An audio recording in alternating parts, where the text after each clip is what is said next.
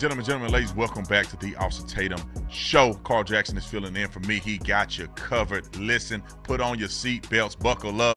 You're about to hear the truth, the whole truth, nothing but the truth, so help us God. Carl, take it over. All right, appreciate it, Officer Tatum. I am your guest host, Carl Jackson, again sitting in for the Officer Tatum. The number to call into the program, 844-900-7243, 844-900-7243. Let me just give a quick thank you to the Officer Tatum for allowing me to sit behind his microphone. Sean McConnell in my ear. Forgot man is out there somewhere. Lou has got my back. And who's on the collecting the? Is it Zach? All right, Zach and Suzette on the line. So I appreciate you guys. All right, guys, I got a lot to get to today. First off. I'm going to do something that I don't typically do. I'm going to start with some audio here, but before I get to that, I just want to I want to outline the show in this way, or want to frame it in this way. The Republican Party still sucks. I want you to understand that the Republican Party still sucks. There's a lot of news out in the media today, and we're going to get through a lot of it. But we have a fight on our hands, and the fight that we have against the left is just one fight that we have, but we also have an internal fight, an internal struggle within our own Republican Party. And I'm going to give you some stories, and I'm going to illustrate that because saving this country is not, you can't count on the Republican Party per se to save this country, although they are the vehicle in which you're going to have to do that beginning on November 8th. And please, don't get anything misconstrued. I want you to show up to your ballot on November 8th, and I want you to vote Republican, but I want you to vote Republican with the understanding that the only way that you are going to save this country is to stay involved, is to keep the fight going. Are you guys familiar with the movie The Christmas Story? You got to be familiar with The Christmas Story. I watch it. I'm not going to lie to you. I watch it every single year. From start to finish. I got to see it at least once a year. You know, I want my Red Ryder BB gun. I want you guys, I'm thinking of this movie. I'm thinking of that kid with that Red Ryder BB gun. And man, he got that Red Ryder BB gun and he felt so tough and strong. It made him feel, kind of manly, made him feel like he was a protector of his home and all that kind of good stuff. I want you guys to develop your own wish list. Not a Christmas wish list per se, but a freedom wish list. Because I think the Republican Party still to this day is missing the ball. And the way to illustrate this, ironically, is through Tulsi Gabbard. And I know you guys are familiar with the audio clip. I've heard it ad nauseum, but I think I have a different spin on it that I want you guys to hear.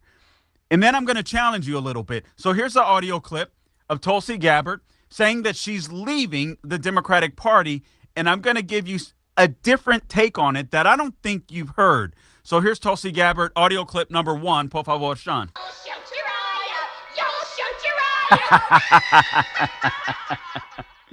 I can no longer remain in today's Democratic Party that's under the complete control of an elitist cabal of warmongers who are driven by cowardly wokeness, who divide us by racializing every issue and stoking anti-white racism, who actively work to undermine our God-given freedoms that are enshrined in our Constitution, who are hostile to people of faith and spirituality, who demonize the police but protect criminals at the expense of law-abiding Americans, who believe in open borders, who weaponize the national security state to go after their political opponents, and above all, who are dragging us ever closer to nuclear war. That was Tulsi Gabbard, and she was outlining all of the reasons that she's decided to leave the Democrat Party. But here's what Tulsi Gabbard did. Tulsi gave those of you that are in the Democrat Party, those of you that might be liberals, she gave you the permission to leave your party, and she even gave you a script.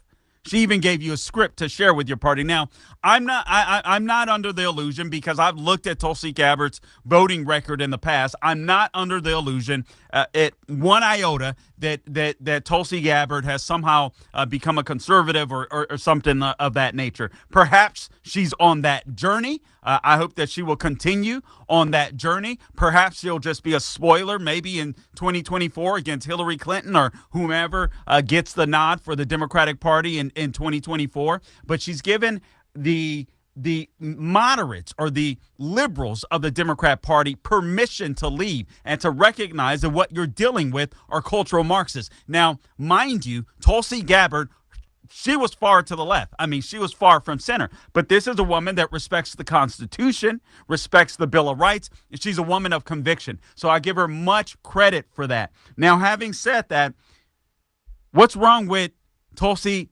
Gabbard's clip? What's wrong with that audio? Actually, nothing's wrong with that audio. The only thing that bothers me is that isn't Kevin McCarthy that gave that speech.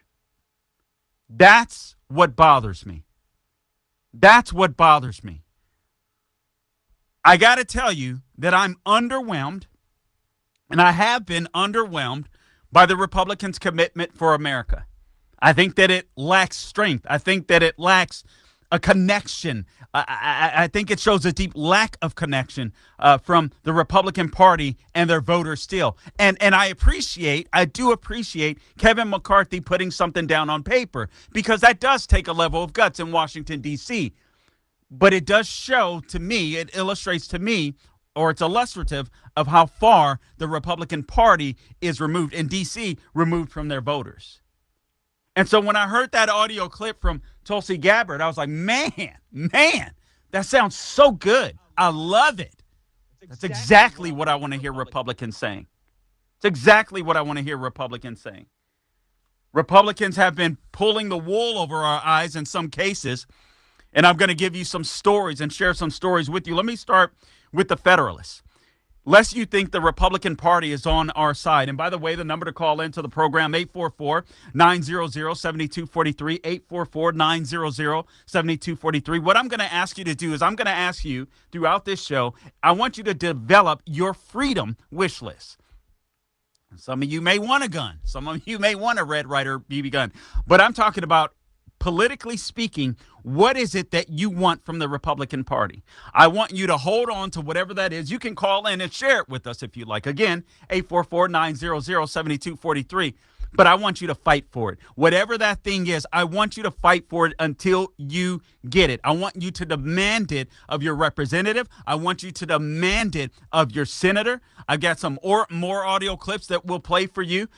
It's absolutely astonishing to me. There's some audio where Pfizer has admitted that the vaccine they never tested the vaccine to see whether or not it stopped transmissibility. It's absolutely insane to me. We have that audio for you and more audio coming up.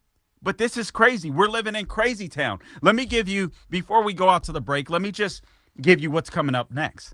Hat tip the Federalists. Naive conservatives praise token legislation that won't really stop trans surgeries on Oklahoma kids. So what if I told you that we have Republicans, despite the fight that we're in, open borders, Democrats trying to mutilate our kids, CRT, inflation. Inflation numbers coming out tomorrow. All of that stuff. What if I told you that Republicans are in the gaslighting business where we're on the precipice of losing our country? Guys, the only way that we are going to save this country, we can't rely on the Republican Party per se. We have to rely on people like you, people like myself as well. But it's going to take you. The only way we're going to save the country is if you stand up and if you call your Republican, your elected officials. I don't care if it's local. I don't care if it's the U.S. House. I don't care if it's the U.S. Senate. We have to keep their feet to the fire.